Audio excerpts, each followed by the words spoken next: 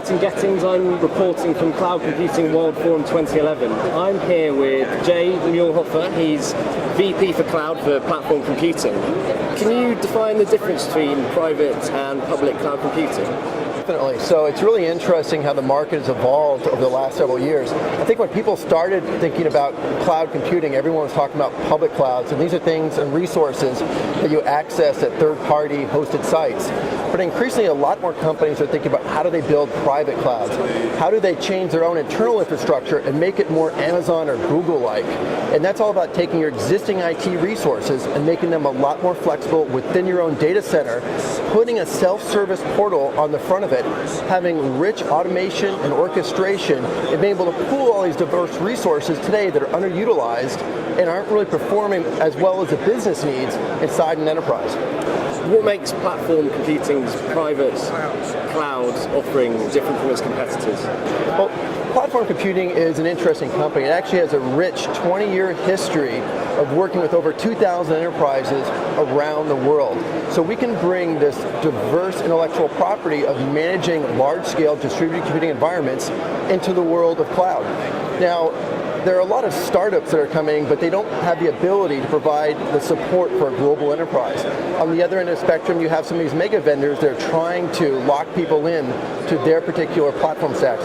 What Platform Computing brings is an open, flexible approach to private clouds, which allows choice.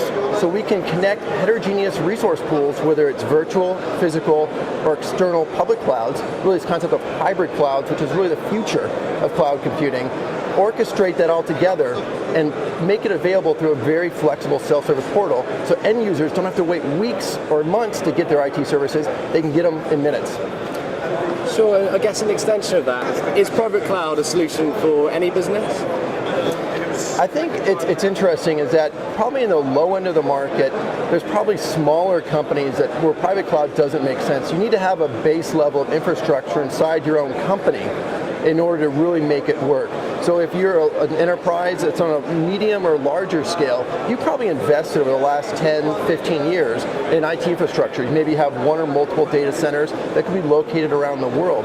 But those assets have really been underutilized. If you're dealing with a 5%, 10% utilization, the concept of virtualization has made it possible for these companies to become much more dynamic and flexible. And that's really what we help bring to bear and make these companies really unlock the potential of those assets. So really small companies probably not make sense. Medium and large companies definitely, as well as service providers, they're trying to provide this to their end users. So onto security and the difference between private and public clouds. Is there a difference between the threat level? Yeah, that's a great topic.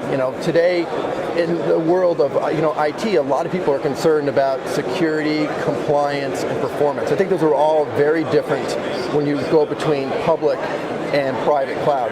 In the private cloud marketplace, you can have this richness of reporting that you can get and the visibility into the IT infrastructure that you can't get necessarily in the public cloud. You can establish and reutilize all your own security and compliance requirements that you already have in your data center. So what we do is we actually tap into a company's Active Directory, so we inherit all of their security provisions. We can do virtual private networks, so we can add a whole layer of security on top of that. In addition, if you do want to use public cloud resources for some of your lower cost compute requirements, we can connect you into those. So we can actually provide the best of both worlds.